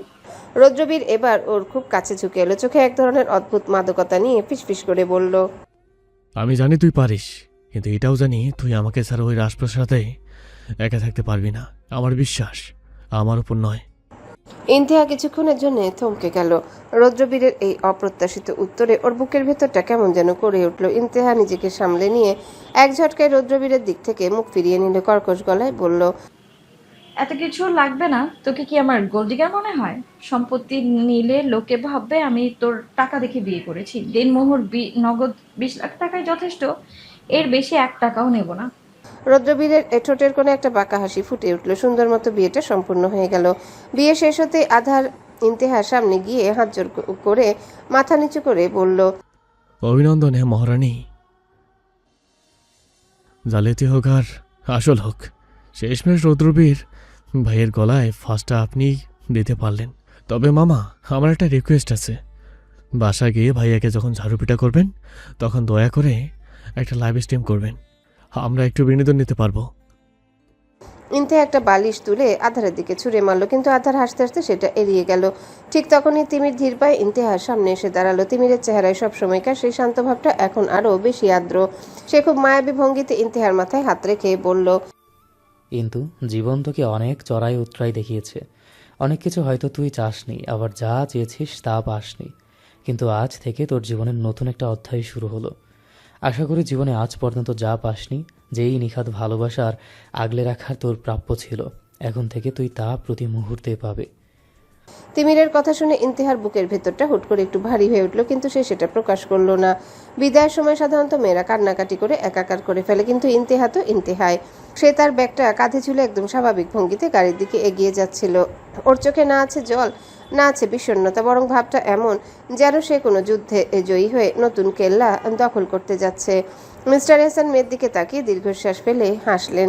মিস্টার এহসান বিড়বিড় করে বললেন, কি মেয়ে আমার, একবারের জন্য বাবার কথা ভেবে চোখে জল এলো না? পাশানিম একটা। মিসেস নীলা পাশ থেকে মুখ ঝামটা দিয়ে বললেন, ও কাঁদবে কেন? ও তো খুশিতে নাচতে নাচতে যাচ্ছে। যাক, শেষ পর্যন্ত আপদটা বিদায় হলো। আমার ঘরটা এবার একটু শান্তিতে থাকবে। ইন্তেহা গাড়িতে ওঠার আগে তার দিকে তাকিয়ে বাঁকা হাসি দিয়ে বলল, বেশি কথা বলে বাবাকে আরেকটা বিয়ে করিয়ে দেব। কথাটা শুনে মিস্টার এহসান চোখ পাকিয়ে তাকালো ওর দিকে। সবাই হেসে দিল জোরে। মিসেস তানিয়া বলল, এই মেয়ে শুধরাবে না। রৌদ্রবীর ড্রাইভিং সিটে বসে সবটা দেখছিল আর মনে মনে হাসছিল। আধার আর তিমিরও ঠিক করলো তারা আজ ইন্তেহার সাথে রৌদ্রবীরের বাসায় যাবে। আধারের যুক্তি হলো, নতুন বউ একা গিয়ে যদি ঘর জ্বালিয়ে দেয় তবে নেভানোর জন্য তো কাউকে লাগবে। গাড়ি স্টার্ট দিল রৌদ্রবীর। পেছনের সিটে ইন্তেহার দুই পাশে আধারা তিমির। চৌধুরী ম্যানশনে পৌঁছাতে আধারা তিমির তো মহা উৎসবে গাড়ি থেকে নামলো, যেন কোনো ট্যুরে এসেছে। আসিয়া বেগম আগে থেকে বাড়িতে পৌঁছে সব ব্যবস্থা করে রেখেছিলেন। মেজো চাচি মিসেস শিউলি এসে বরণ করার আনুষ্ঠানিকতা সারলেন। যদিও ইন্তেহার মুখ ঝামটা আর বিরক্তি দেখে তার হাসি মুখটা মাঝপথেই মিলিয়ে যাচ্ছিল। আধারা তিমিরের জন্য রুমের ব্যবস্থা করা হলো। ইন্তেহা তো ওদের ছেড়ে আসতেই চাইছিল না, বিরানা তিমির জোর করে পাঠিয়েছে। রৌদ্রবীরের বিশাল শয়নকক্ষে ইন্তেহা একা দাঁড়িয়েছে। ঘরের চারপাশটা সাদা ধূসর রঙে ঘেরা, বিছানার উপর সাদা ফুলের চাদর বিছানো। ইন্তেহা মেজাজ বিগড়ে জানালার পাশে গিয়ে দাঁড়ালো। ঠিক তখনই রৌদ্রবীর ঘরে ঢুকলো। পরনের শার্টটা খুলে কাঁধে ফেলে সে ধীর পায়ে ইন্তেহার দিকে এগিয়ে এলো। ঘরে টিমটিমে আলোয় রৌদ্রবীরের লম্বা ছায়াটা ইন্তেহার উপর পড়ল। রৌদ্রবীর ওর এক কদম পেছনে এসে দাঁড়ালো। ওর গায়ের পরিচিত পারফিউমের ঘ্রাণ ইন্তেহার নাকে আসতে এসে একটু কুঁচকে গেল। রৌদ্রবীর খুব নিচু আর গম্ভীর স্বরে বলল, কি রে, খুব তোলা পাচ্ছিস? এখনো একদম চুপ কেন? আজ তো আমাদের বাসর রাত, নতুন বউ হিসেবে একটা চুমু তো দিতে পারিস। কথাটা শোনা মাত্রই ইন্তেহা ইলেকট্রিক শক খাওয়ার মতো এক ঝটকায় কয়েক হাত দূরে সরে গেল। ওর দু চোখে এখন রাগের আগুন। তর্জনী উঁচিয়ে চিৎকার করে উঠল, খবরদার, একদম কাছে আসবি না। তোর এই পালছাড়া চুমার রোমান্টিকতা নিজের কাছে রাখ। আমার শরীর গিনগিন করে তোকে দেখলে। তোর মুখ নিজের কাছেই রাখ, বেয়াদব। রৌদ্রবীর একটু বিচলিত হলো না। সে নিজের ট্রাউজারের পকেটে হাত গুজে দিয়ে ইন্তেহার দিকে তাকে একটা পৈশাচিক অথচ সুন্দর হাসি দিল। ইন্তেহা মুখ বেঁকিয়ে আবারও যোগ করলো, বেশি ভাব নিস না। তোকে ভালোবেসে আমি এখানে পৌঁছতে আসিনি। আমি শুধু আমার টাকার জন্য তোকে বিয়ে করেছি। নিজের উপর বেশি কনফিডেন্স ভালো না রদ্রবীর মাহতাব চৌধুরী? রৌদ্রবীর এবার ধীর পায়ে ওর দিকে এগোতে শুরু করলো। প্রতিটা পদক্ষেপে যেন এক ধরনের শিকারী উল্লাস। ইন্তেহা পিছিয়ে যেতে গিয়ে দেয়ালে ঠেকে গেল। রৌদ্রবীর ওর দুপাশে হাত দিয়ে দেয়াল চেপে ধরলো, যেন ইন্তেহা খাঁচায় বন্দি পাখি। রৌদ্রবীর ইন্তেহার কানের খুব কাছে মুখ নিয়ে বাঁকা হেসে ফিসফিস করে বলল, টাকার জন্য? গেমটা তো ভালোই খেলেছিলি, কিন্তু মাঝপথে খেই হারিয়ে ফেলে কেন? কিন্তু টাকার জন্য যদি বিয়ে করবি তবে 1 কোটি থেকে নামিয়ে মাত্র 30 লাখে কেন রাজি হলি? দেনমোহরে তোর জন্য আমার পুরো জীবনটা লিখে দিয়েছিলাম, সেটাতেও তুই বাধা দিলি। টাকার লোভ থাকলে তুই তো সব লুফে নিতি। রৌদ্রবীরের নিঃশ্বাস ইন্তেহার কপালে লাগতে ইন্তেহা আমতা আমতা করতে লাগলো। ওর জেদি সত্তাটা যেন রৌদ্রবীরের যুক্তির কাছে এক মুহূর্তের জন্য নড়বড়ে হয়ে গেল। সে তোতলামি করে বলল, মিথ্যা বলতে শিখিসনি অন্তু। রৌদ্রবীর ওর চিবুকটা আলতো করে ছুঁয়ে বলল, তুই আমায় ঘৃণা করিস সেটা ঠিক আছে, কিন্তু আমার প্রতি তোর ওই মায়াটা লুকাতে পারিস না। টাকা নয়, তুই নিজেই চেয়েছিস আমার সাথে থাকতে। ইন্তেহা এবার প্রচন্ড রেগে গেল। রৌদ্রবীরের হাতটা ঝাড়া দিয়ে সরিয়ে দিয়ে চিৎকার করে উঠল, কাছে আসবি না একদম। আমি ঝাড়ুটা যে সাথে করেই এনেছি সেটা ভুলে যাস না। রৌদ্রবীর হাসতে হাসতে শার্টটা সোফার উপর ছুঁড়ে দিয়ে বলল, ঝাড়ু নিয়ে বাসর রাত, ইন্টারেস্টিং। ইন্তেহা বালিশটা টেনে রৌদ্রবীরের মুখের উপর ছুঁড়ে মারল। রৌদ্রবীর ক্যাচ ধরে নিয়ে আরো জোরে হাসতে লাগলো। ইন্তেহার আগে গজগজ করতে করতে ঘরের লাইটটা বন্ধ করে দিল। অন্ধকারের ভেতরে থেকেও সে অনুভব করতে পারছিল রৌদ্রবীরের ওই বাঁকা হাসিটা এখনো ওর দিকেই বিধে আছে। ইন্তেহা কোনো ঝুঁকি নিতে চায়নি। সে আগেভাগে ঝাড়ুটা খাটের একপাশে সাবধানে লুকিয়ে রেখেছিল। রৌদ্রবীর যখন বাথরুম থেকে ফ্রেশ হয়ে টি শার্ট বদলে সে খাটের অন্য পাশে শুতে যাবে, ঠিক তখনই ইন্তেহা বাঘিনীর মতো গর্জিয়ে উঠল। রৌদ্রবীর যেই না খাটে নিজের ওজন ছেড়েছে, অমনি ইন্তেহা বিছানার নিচ থেকে ঝাড়ুটা বের করে একদম রৌদ্রবীরের বুকের সামনে ধরল। ইন্তেহা দাঁতে দাঁত চেপে বলল, একদম স্ট্যাচু। এই ঝাড়ুর যে এরিয়া, তার ভেতরে যদি তোর শরীরের কোনো অংশ ঢোকে তবে কাল সকালে চৌধুরী মেনশনের লোক তোর বডির ডাইনিং টেবিলে খুঁজে পাবে। খবরদার বলছি, ওই দাগ ক্রস করবি না একদম। রৌদ্রবীর ঝাড়ুর খসখসে ডগাগুলো নিচের নাকের ডগায় দেখেও বিন্দুমাত্র ঘাবড়ালো না, বরং সে 2 হাত মাথার নিচে দিয়ে আয়েশ করে শুয়ে একটা দীর্ঘশ্বাস ফেলল। রৌদ্রবীর মুচকি হেসে, বাহ, বাসর রাতে মানুষ কত কি সাথে রাখে, ফুল, চকলেট, পারফিউম, আর আমার বউ সাথে নিয়ে এসেছে ঝাড়ু। তাকে আসলে কোনো নর্মাল সাইকিয়াট্রিক দিয়ে হবে না, তাকে জাদুকর দিয়ে ঝাড়ানো দরকার। ইন্তেহা বিরক্তি নিয়ে বলল, চুপ কর শালা, তোর এই ফালতু কথা দিয়ে আমাকে বলাতে পারবি না একদম। এই পার হয়ে আসার চেষ্টা করলেই না যুদ্ধ শুরু হবে, যুদ্ধ। রৌদ্রবীর বাঁকা হেসে বলল, আমি চাইলে তুই এই ঝাড়ু দিয়ে আটকাতে পারবি? আমি চাইলে তুই এই ঝাড়ু দিয়ে আটকাতে পারবি? ইন্তেহা ঝাড়ুটা আরো একটু চেপে ধরল। আর কিছু না বলে ইন্তেহা বিড়বিড় করে কয়েকটা গালি দিয়ে ঝাড়ুটা মাঝখানে দেয়াল হিসেবে রেখে শুয়ে পড়ল। তার আর ঝগড়া করতে ইচ্ছে করছে না। ঘরের আলো নিভে গেল। অন্ধকারের মাঝে রৌদ্রবীর স্পষ্ট অনুভব করতে পারছিল ইন্তেহা কিছুক্ষণ পরপর ঝাড়ুটা ঠিকঠাক আছে কিনা চেক করছে।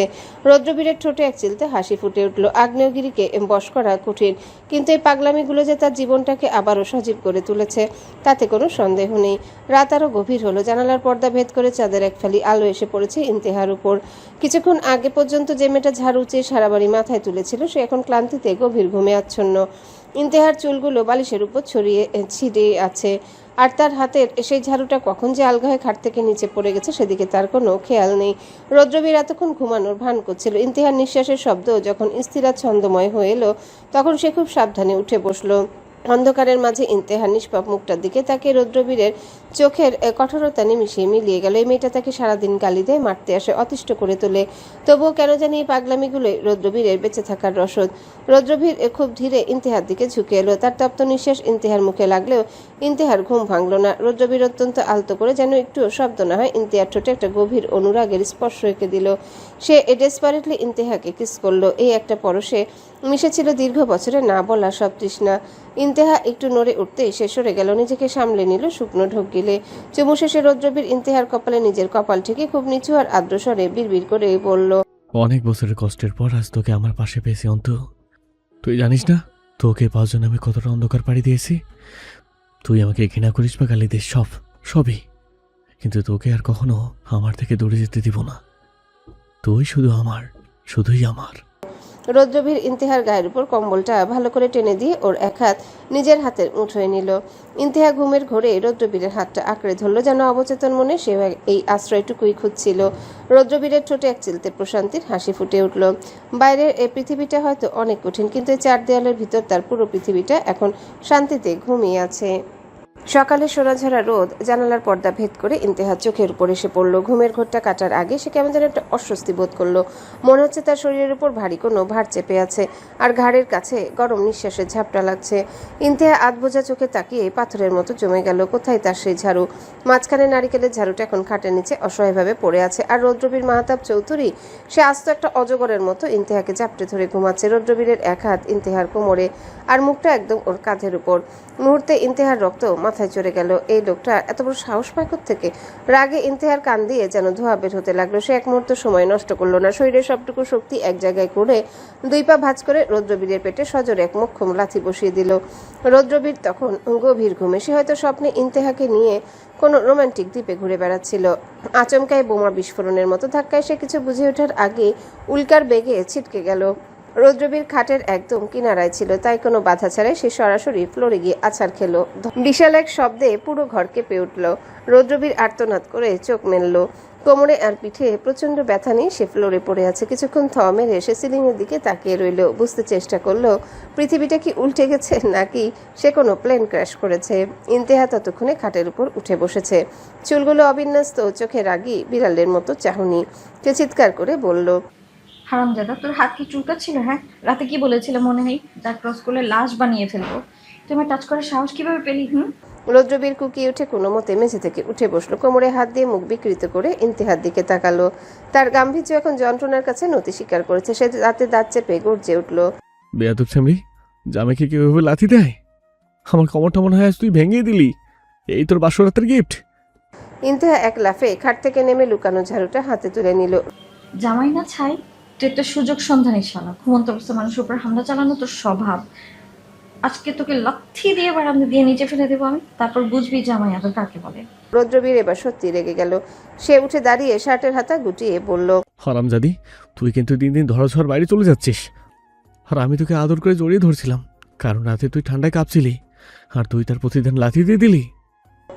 ইন্তেহা ঝাড়ু উঁচিয়ে বলল, ঠান্ডা লাগলে আমি কাঁথা মুড়ি দিতাম, তোর গায়ে পড়তাম না আমি। আর কোনো কথা নেই, আজকে হয় তুই এই রুমে থাকবি, হয় বের হবি রুম থেকে, আর না হয় তোর দাঁতগুলো আমি মেঝেতে কুড়িয়ে ফেলার জন্য নেয়ার জন্য ফেলে দিব একদম। রৌদ্রবীর বিরক্তি নিয়ে বাথরুমের দিকে এগুতে এগুতে বিড়বিড় করে বলল, আল্লাহ, আমি কি বিয়ে করলাম নাকি বাড়িতে একটা জ্যান্ত ডাইনোসর পালতে আনলাম? এই মেয়ের সাথে সংসার করা মানে তো প্রতিদিন মৃত্যুর সাথে পাঞ্জা লড়া। ইন্তেহা পেছন থেকে একটা চটি ছুঁড়ে মারল। রৌদ্রবীর কোনো মতে মাথা নিচু করে সেটা এড়িয়ে বাথরুমে ঢুকে দরজা আটকে দিল। দরজার ওপাশ থেকে রৌদ্রবীরের আর্তনাদ শোনা গেল, আমার কোমরটা গেল রে, উফ। বউ, ও বউ। ইন্তেহা কোমরে হাত দিয়ে জানালার পাশে গিয়ে দাঁড়িয়ে গজগজ করতে লাগলো। এরপর ইন্তেহা ড্রেসিং টেবিলের আয়নার সামনে গিয়ে দাঁড়ালো। গায়ের টি শার্টটা একটু সরাতেই তার নজর পড়ল গলার বা পাশে ফর্সা চামড়ার উপর একটা স্পষ্ট লালচে দাগ। প্রথমটায় সে ভাবলো হয়তো ঘুমের ঘরে মশা কামড়েছে বা নখের আঁচড় লেগেছে, কিন্তু দাগটা খুঁটিয়ে দেখতেই তার ভ্রু কুঁচকে এলো। এটা কোনো সাধারণ আঁচড় নয়, বরং খুব যত্ন করে বসানো একটা চিহ্ন। মুহূর্তে ইন্তেহার মগজে বিদ্যুতের মতো খেলে গেল রাতের কথা। শেষ রাতে যখন সে গভীর ঘুমে আচ্ছন্ন ছিল, তার মনে হয়েছিল কেউ তার গলায় কিছু একটা করছে, ব্যথা করছিল জায়গাটা। তার মানে রৌদ্রবীর। ইন্তেহার রাগে দাঁতে দাঁত চিবিয়ে আয়নার দিকে তাকিয়ে বিড়বিড় করে উঠল, শালা হারামজাদা, তারপরে কলিজা তোর, হ্যাঁ তোর কলিজা আমি ভাজি করে খাবো তারা। ইন্তেহার ইচ্ছে করছিল বাথরুমের দরজা ভেঙে ভেতরে ঢুকে ওকে আবার ওই ঝাড়ু দিয়ে পিটিয়ে তক্তা বানিয়ে দিতে। সে গলার দাগটা শার্ট দিয়ে আড়াল করার চেষ্টা করতে করতে ফুঁসতে লাগলো। বা চৌধুরী ম্যানশনের বিশাল ডাইনিং টেবিলে নাস্তার আয়োজন। ধোয়া ওঠা পরোটা, ভুনা মাংস আর হালুয়ার ঘ্রাণে চারিপাশ মমো করছে। বড়রা সবাই গম্ভীর মুখে বসে। ইন্তেহা সবার শেষে ধীর পায়ে এসে টেবিলে বসলো।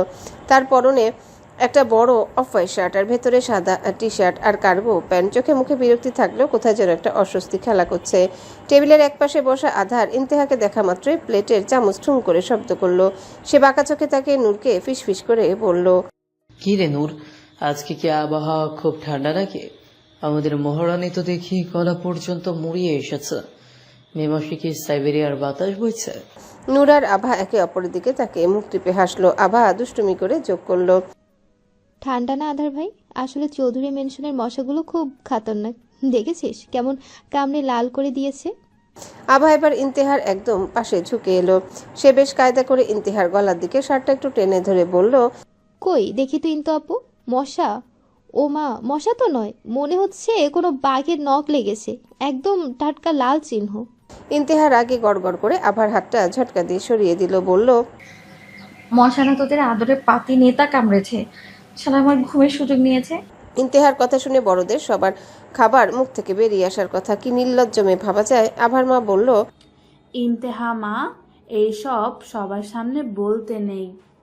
ইন্তেহা কিছু না বলে বিরক্তি নিয়ে খেতে থাকলো। ভিরান এতক্ষণ শান্তভাবে কফি পান করছিল। সে ইন্তেহার ওই লাল চিহ্নটার দিকে একবার আর চোখে তাকালো।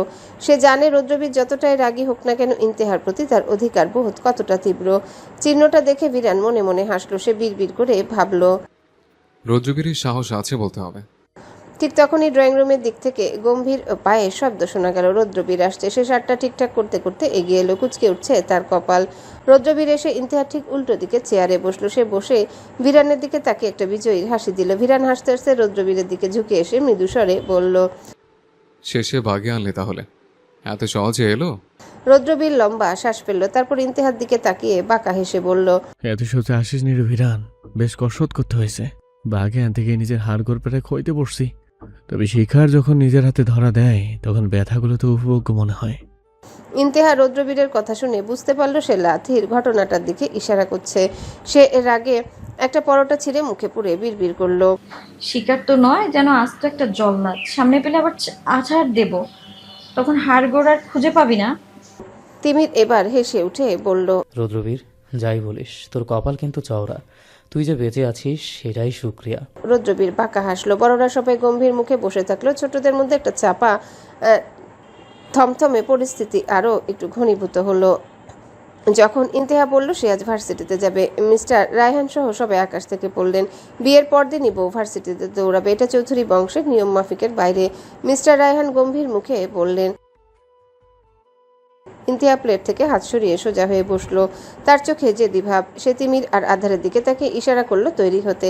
তারপর মিস্টার রায়হানের দিকে ফিরে বেশ স্পষ্ট গলায় বলল, আমি যাব মানে যাবই। মিসেস আসিয়া বাড়িতে নেই। তিনি খুব জরুরি কাজে ভোরে অফিসে বেরিয়ে গেছেন। থাকলে হয়তো আজ ইন্তেহারে দাপট খাটতো না। আসিয়া বেগমের অনুপস্থিতি ইন্তেহার জন্য বড় সুযোগ হয়ে দাঁড়িয়েছে। মিস্টার রিতান দীর্ঘশ্বাস ফেলে বললেন, মা, অন্তত বড়দের কথা তো শোনো, লোকে কি বলবে? ইন্তেহা এবার মিস্টার রায়হানের দিকে তাকিয়ে খুব অদ্ভুত এক মায়াবী কিন্তু খোঁচা মারা হাসি দিল। সে ব্যাগটা কাঁধে নিতে নিতে বলল, শ্বশুরাব্বা, আপনি একটা মেয়ে সামলাতে পারছেন না? মানে একটা মেয়েকে নিজের ইচ্ছে মতো চলতে দিতে আপনার এত কেন ভয়?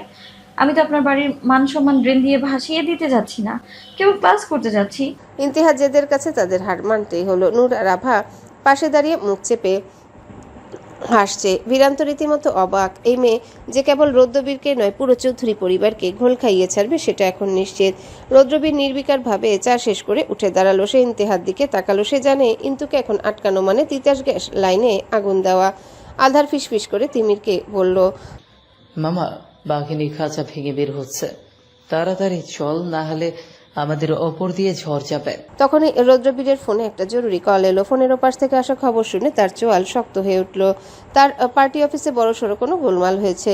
এখনই না গেলে পরিস্থিতি নিয়ন্ত্রণের বাইরে চলে যাবে। রৌদ্রবীর দ্রুত চেয়ার ছেড়ে উঠে দাঁড়ালো। পরনের পাঞ্জাবিটা ঠিক করে নিয়ে সে গম্ভীর গলায় ভিরানকে বলল, পার্টি অফিসে ঝামেলা হয়েছে, আমাকে এখনই বেরোতে হবে। তুই এখানে একটু সামনে রাখিস। যাওয়ার সময় সে ইন্তেহার দিকে একবার তীক্ষ্ণ নজরে তাকালো। ইন্তেহা তখন ভার্সিটি যাওয়ার জন্য পুরোপুরি তৈরি। রৌদ্রবীর পাশ দিয়ে যাওয়ার সময় ফিসফিস করে বলল, ভাবিস না পার পেয়ে গেছিস, ফিরে তোর এই সাজ আর এই তেজ দুটোরই হিসাব নেব। ইন্তেহা থোড়াই কেয়ার করলো। সে রৌদ্রবীরের দিকে তাকে একটা তাচ্ছিল্যের হাসি দিয়ে বলল, আগে নিজের ভাঙা কোমরের পার্টি অফিস সামলাও মিস্টার চৌধুরী। আমার হিসেব করার জন্য তোমার ডাবল পিএইচডি করতে হবে। রৌদ্রবীর আর কথা না বাড়িয়ে দ্রুত পা চালিয়ে বেরিয়ে গেল। তার যাওয়ার পরপরই ইন্তেহা তিমির আর আধারের দিকে তাকে ইশারা করলো।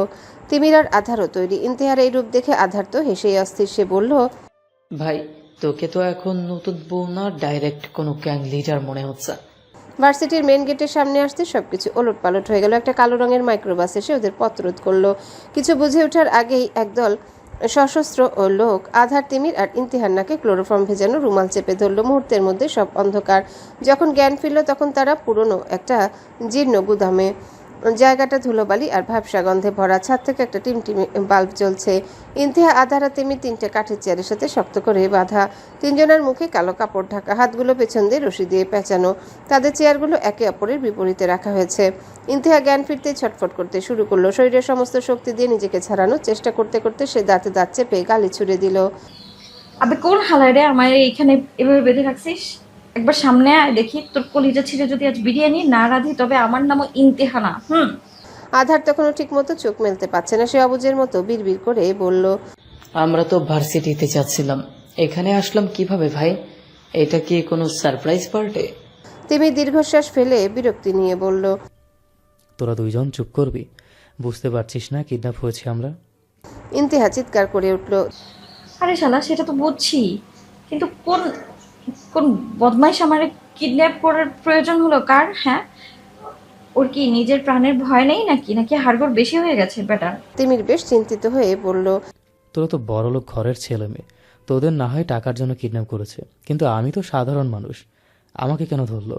আধার অন্ধকারে ঠোঁট বাঁকিয়ে রসিকতা করার সুযোগ ছাড়ল না, সে বলল, আরে মামা টেনশন নিস না, তোকে বোধ হয় buy two get one free মনে করে নিয়ে এসেছে। ইন্তেহার মেজাজে বা সপ্তম আসমানে, সে গগন বিদারী চিৎকার দিয়ে বলল, এ কোন কে আসিস রে? আমাদের এখান থেকে ছাড়া, তোদের কোন বাপের বাড়া ভাতে ছাই দিয়েছি রে আমরা শালা। এমনিতেই ওই রৌদ্রবীরের সাথে বিয়ে করে মেজাজ চটকে আছে, তার উপর আবার তোদের এই নখরামি। হ্যাঁ, তিমির বিরক্তি নিয়ে বলল, ওরে ওটা বা না ছাই হবে।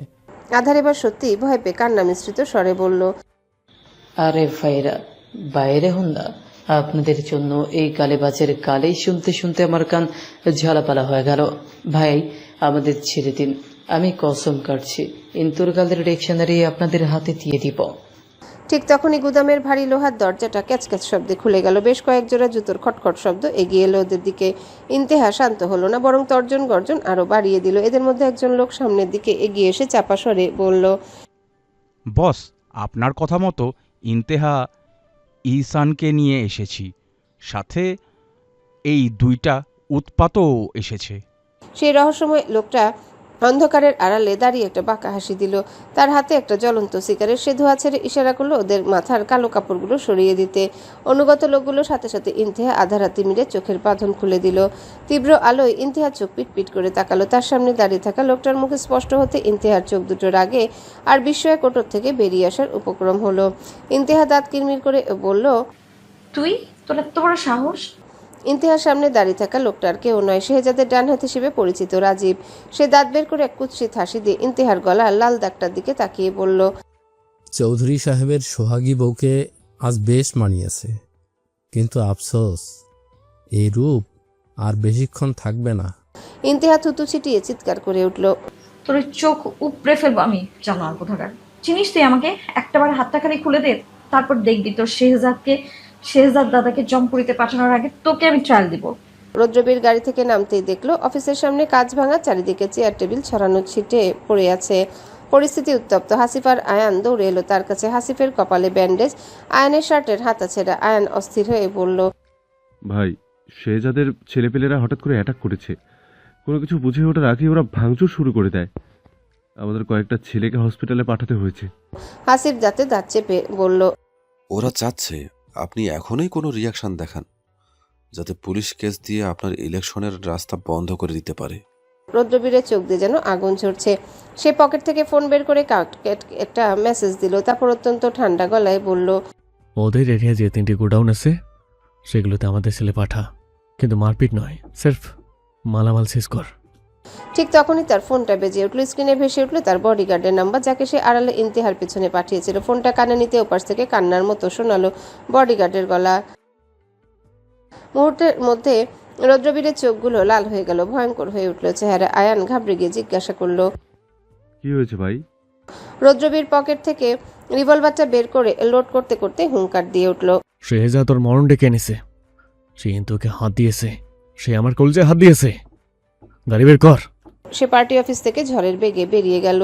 ইন্তেহা সমানে চিৎকার করে যাচ্ছে। রাজীবের বাপ মা তুলে গালি দিচ্ছে। আধারা তিমির ইন্তেহাকে থামাতে পারছে না। ইন্তেহা চিৎকার করে বলল, আরে হারামি, চুপ করে দাঁড়িয়ে সিগারেট ফুঁকছিস কেন? ক্ষমতা থাকলে হাতটা খোল, তারপর দেখবি ইন্তেহা ইহসান একা তোদের 10টাকে কিভাবে কুত্তার মতো পেটায়। তোদের শেহজাদকে বল সে যেন এক্ষুনি নিজের জন্য একটা কবর খুঁড়ে রাখে।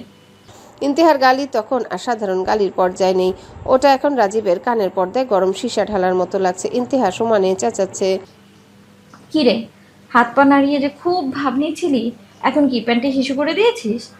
এই বাপের জন্য মেয়ে দেখিস নি? হ্যাঁ, তোদের 14 গোষ্ঠী কলিজা আজ আমি ভাজি করে কুত্তাকে খাওয়াবো। রাজীব না তুই, তোর রাজহাঁস। সাহস থাকলে বাঁধন খোল, তারপর দেখবি কার বাপের কত ধান। রাজীবের ধৈর্য এবার বাদ ভাঙলো। সে হাতে জ্বলন্ত সিগারেটটা ছুঁড়ে ফেলে দিয়ে হিংস্র বাঘের মতো ইন্তেহার দিকে তেড়ে এলো। দাঁতে দাঁত চেপে সে গর্জে উঠল। চুপ কর হারামি, খুব ডানা গজিয়েছে না?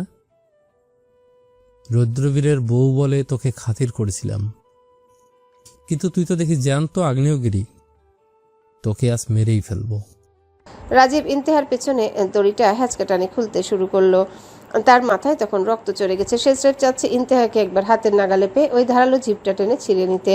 দড়িটা আলগা হওয়া মাত্রই ইন্তেহার 1 সেকেন্ডও সময় নষ্ট করলো না। সে যেন এই সুযোগটার জন্যই ওত পেতেছিল।